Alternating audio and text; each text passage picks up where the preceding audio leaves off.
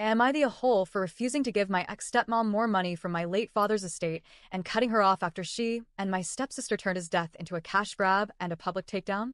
This is complicated, painful, and something I've been sitting with for a long time.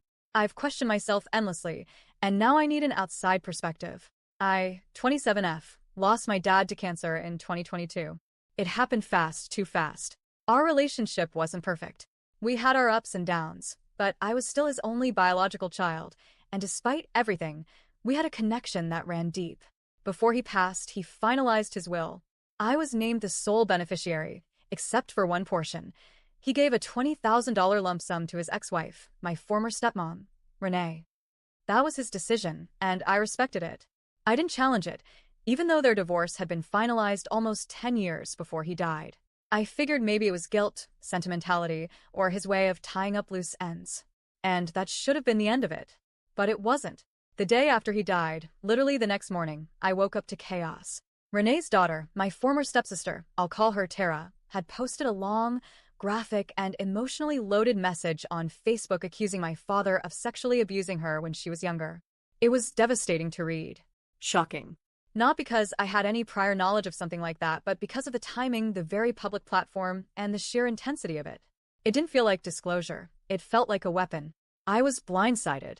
For context, the alleged abuse, according to them, happened years before I was born, when my dad and Renee were still together. And yes, despite allegedly knowing what he was doing to her daughter, Renee stayed with my father. In fact, she stayed with him after he cheated on her with my mom and after I was born. And despite all of that, she was a pretty decent stepmom to me throughout my early years. That's the part that's so hard to wrap my head around. I didn't respond publicly to Tara's post. It wasn't my story to comment on, and I had no idea what was true, exaggerated, or completely false. I didn't know what to believe, but I knew the way it was all presented felt off. Especially with the way they positioned themselves as long-suffering victims while also scrambling behind the scenes for more inheritance money. Fast forward to now, 2.5 years later. I've just had a baby. I'm 2 months postpartum, navigating the raw, overwhelming world of new motherhood, when out of the blue, Renee contacts me. Not to congratulate me, not to offer support or kindness, but to ask for more money. She said, verbatim, that she deserved a bigger portion of my dad's estate after everything we went through. She framed her message as if she was being generous by not attacking me publicly, saying that if I gave her more money, she would leave me alone. Like it was some kind of favor, like she was doing me a kindness by not taking legal action yet. I was stunned.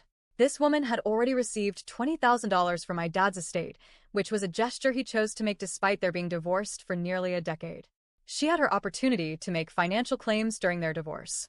Why wait until after he was dead and buried, and I was grieving and recovering from childbirth, to circle back for more? I responded as calmly as I could. I told her that while I was sorry for whatever trauma she and Tara had endured, I wasn't responsible for fixing it with money, especially not after what she already received. I reminded her that she and my father had been estranged for years before his death. That's when things turned ugly. She exploded.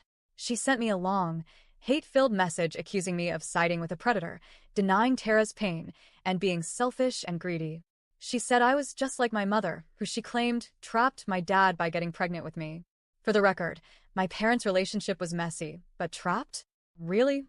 She accused me of being a spoiled brat who never worked a day in her life, and even had the audacity to call me the devil's spawn.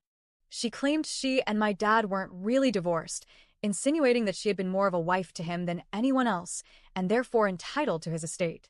She ended the message by hinting she had legal advice and might sue me if I didn't comply. At that point, it became crystal clear. This wasn't about grief. This wasn't about trauma or healing. This was about money. Period. It was about her trying to manipulate, threaten, and guilt-trip me into giving her something she was never owed. What hurt the most wasn't just the attempt to bleed me dry financially, it was how transactional it all was. Renee used to be a maternal figure to me. I trusted her.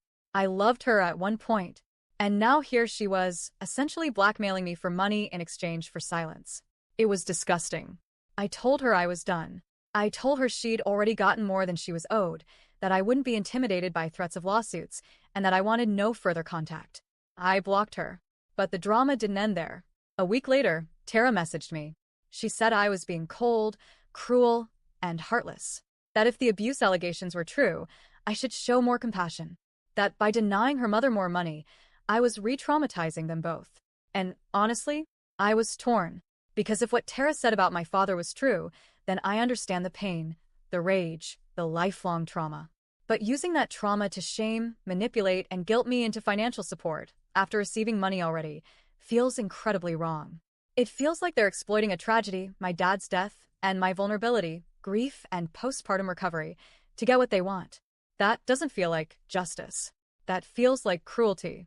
So here I am, sitting with all this ugliness, trying to heal from both childbirth and betrayal. And I have to ask, am I the a-hole for refusing to give my ex-stepmom more money, for cutting her off completely, and for not publicly validating her and her daughter's version of events?